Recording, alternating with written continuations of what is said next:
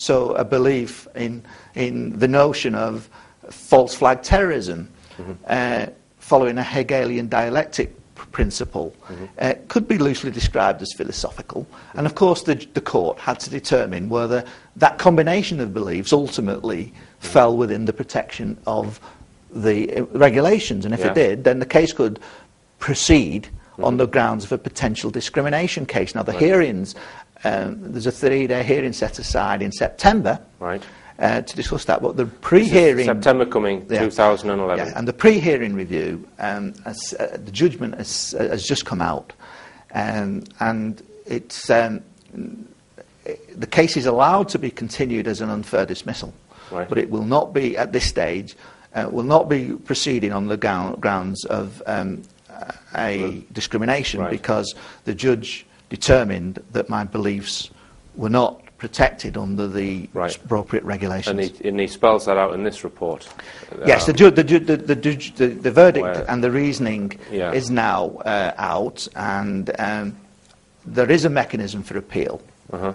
And at the moment, my barrister is looking over that report to see if there is a means to appeal against the judge's verdict on the beliefs alone. I mean, I've had a look through the judge's reasons for rejecting that part of it. I wouldn't want to comment on that until I've obviously that could be an appeal. So I want to see the expert opinion of a barrister. I have my own views, clearly, on the judge's write-up, but I wouldn't want to share those because it would possibly jeopardise my appeal. Now, the other part of it, the unfair dismissal, so that's going to go to a tribunal then? And when does that take place? That's the 6th, 7th and 8th of September, if I'm correct in thinking. The 6th, 7th and 8th of September. And is that open to the public? That will be open. It'll be in the Sheffield Employment Tribunal. The Sheffield Employment Tribunal. Yes. Is that the name of the actual court then? Is that yes. Right, okay. And I do believe that the appeal hearing from the beliefs which may be set in the interim period will be open to the public. The first hearing, the pre-hearing review, was open to the public, but I'd chosen not to take any steps to make this public. I wanted to give every opportunity of this to run its course with a view to seeing if there was a settlement.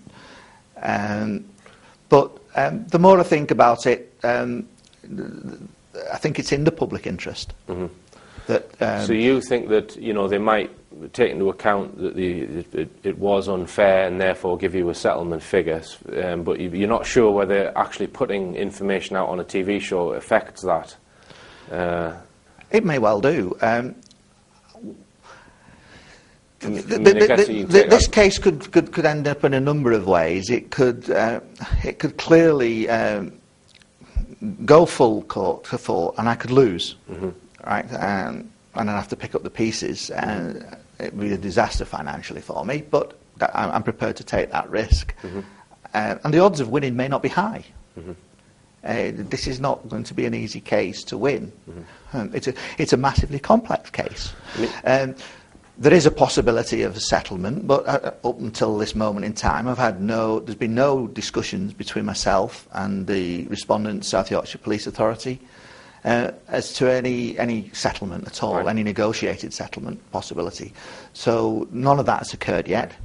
And the other thing is if I simply don't have the means to continue the case, because it's expensive, having to find my own barrister fees, having been sacked, I've still to find full-time employment, salaried. So it is a struggle. Now, we mentioned that there's 43 different police forces in England and Wales, and each one of them has a principal intelligence yes. analyst. Now, you were telling me that you have conferences where all of the intelligence analysts sort of meet up and compare notes, sort of thing. Yeah, there's a principal analyst networking forum, and that meets under the supervision and the arrangements of the National Police Improvement Agency. So principal analysts who are head of professions have a good opportunity to discuss and look at wider issues that affect the intelligence analysis profession. Yes. So you're talking in terms of, staff training, standards of intelligence analysis, and strategic analysis. So those are very good forums for working with your peers in order to improve the country's intelligence analysis function for law enforcement. And have you been able to discuss any of this with those other intelligence analysts from other forces? The answer to that is I've not discussed anything with any other analyst. This all happened fast. So from the time this dawned on me to the time that I was dismissed, it was basically, we're talking about a week at work. Right. And I certainly didn't do anything that was not under the full control of management. Yes. I didn't want to set any hares running on this. Now, in the previous meetings, the notion of anything like this being false flag, 9/11/77, I can't ever recall any intelligence analyst ever suggesting that this could be the case. Now, is that because no principal analyst thinks this? It could well be. It came as a surprise to me. Yeah. But now I know, and I know what I know. It seems almost desirable for intelligence analysts who have that purist role to actually, in some way, be alerted to the possibility and let their analytical skills weigh up what's correct here. And do you ever communicate with a special branch or MI5? Is that no? As a principal, certainly within South Yorkshire Police, although I was head of profession, I was not privy to special branch intelligence. Although why is that? Why wouldn't you be given information from special branch then? Surely you share information. Well, we were talking a strategic threat assessment assignment. So the way we'd always formulated these was very much on the strategic threat from terrorism, to accept the government rhetoric and narrative on the terrorist threat as gospel truth. Right. And how would that information come to your desk then from government? Well, it would come through in a normal, the normal reports, strategic threat assessments that were put forward by central agencies, intelligence agencies, and the National Police Improvement Agency would put out guidance of various models, the National Intelligence Model, the guidance on the strategic threat assessment, how to actually formulate a model, and the threat from terrorism would be something whereby the special branch would normally produce a sanitised analysis, and I'd be privy to the sanitised version, but the detailed intelligence I would never be privy to. That's because certainly you can't have your hands in every pie. And my role was rather more strategic and policy making, rather than having all the fine detail of the intelligence. Okay, and how do you see it panning out, Tony? I mean, are you confident? I mean, what are your hopes with this tribunal? Obviously, you want to win it. Well, I mean, it's not so much confidence. I am content. I am content that I've done the right thing. Yes. I believe that they were wrong to dismiss me. I believe that I've had a call in and I've stood up for a worthy cause, a cause that actually is so massive and important that my particular welfare almost becomes irrelevant here. So whether I win or lose this case, and even with hindsight, if I'd lost this case, if I lose this case, I would still do the same again, because I'm standing for truth. I'm standing up against monstrous tyranny perpetrated within our own political establishments, within secret societies, and quite frankly, unless people stand up from within the service, where are we going?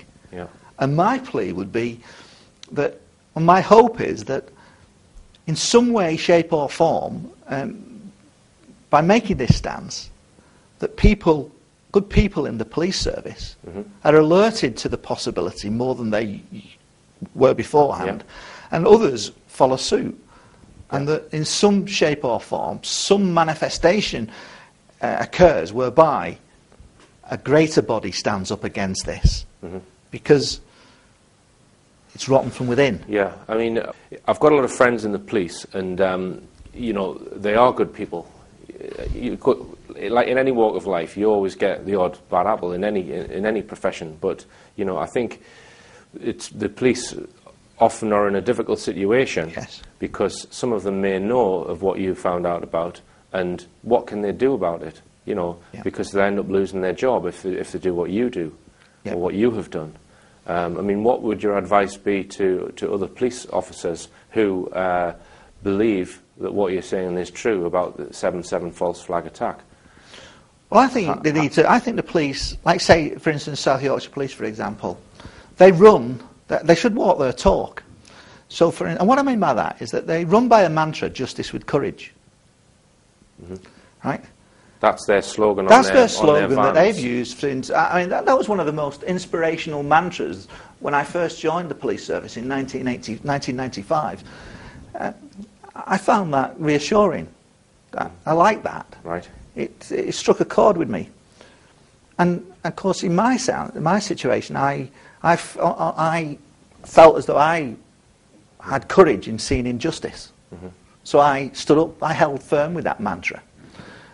And I think it's incumbent on other senior officers now to look at that mantra, look at themselves, look at everybody needs to look from within their own souls, and do their own soul searching, and not delude themselves. We have a situation, I think, here, whereby, you know, to quote Orwell, George Orwell, you know, in times of universal deceit, telling the truth becomes a revolutionary act. And of course, I do feel the masses are actually fooled as well. The masses, not deliberately fooled, but to use a quote from J. Edgar Hoover, the individual is handicapped by having to confront a conspiracy so monstrous that he can't believe it exists. And I think that's the state of play in most people in the United Kingdom at the moment. That most people think the mere notion of false flag terrorism by our own government is simply out of the question. They simply, and they can't get further than that. And I think mentally, emotionally, we need, and psychologically, our nation needs to wake up. And wake up fast and stand up firm. The crime is so big, most people can't see it. Yeah. Okay, then, Tony. Well, I will endeavour to try and get down to your tribunal if you wish, and perhaps cover it on this show. But thanks very much indeed for your bravery, and you know, I really hope you do get some justice. And I also hope that the victims of the 7/7 London bombings get justice. And just thanks again, Tony, for coming on board. My pleasure. I will see you at your tribunal.